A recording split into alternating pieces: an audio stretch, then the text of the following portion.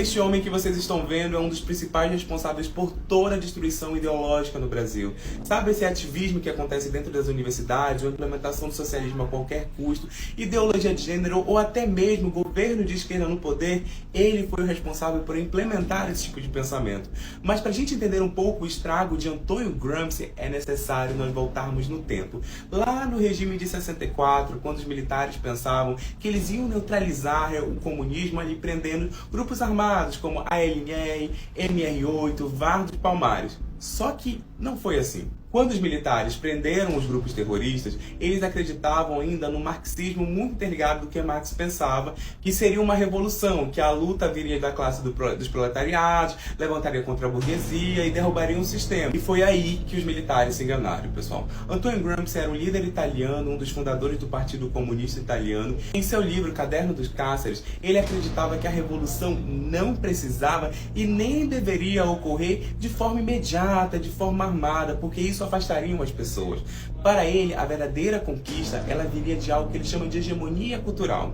Ou seja, era necessário dominar as ideias, a educação, a mente, a linguagem, os valores da sociedade para depois corromper ao ponto que as pessoas aceitassem as mudanças pensando que as ideias eram ideias dela, que a pessoa que estava surgindo era um salvador. No auge da crise do regime militar, os militares estavam focados em combater ameaças armadas. No Brasil, os militares meio que flexibilizaram o processo democrático ali. Ou seja, eles deram ali as universidades para esses determinados tipos de militantes. Eles disseram que eles só queriam um espaço democrático para ter liberdade de expressão. Mas ali começava toda a destruição. Dentro desses ambientes, que era a universidade, ideias inspiradas no pensamento de esquerda, escola de Frankfurt, teoria crítica e outras correntes foram difundidas por professores como o processo realmente da crítica. Sabe quando Paulo Freire veio com aquela ideia revolucionária de querer mudar a educação e hoje nós verificamos que os índices da nossa educação são baixos devido a eles?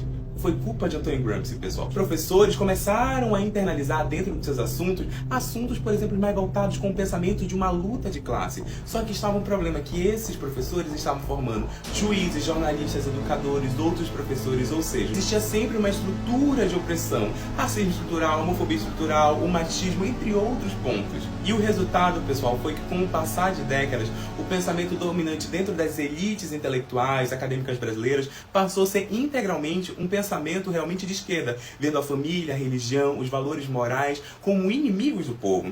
No fim das contas, pessoal, o erro estratégico dos militares foi achar que a guerra ideológica tratava apenas de prisões, de proibições e de armas. Enquanto eles cuidavam das armas, pessoal, a esquerda cuidava das palavras, das ideias, da cultura. E é por isso que as ideias de Antônio Gramsci dominaram o Brasil. Só se muda um país através das ideias. E a esquerda de Antônio Gramsci entendeu muito bem isso. E nós somos resultados disso.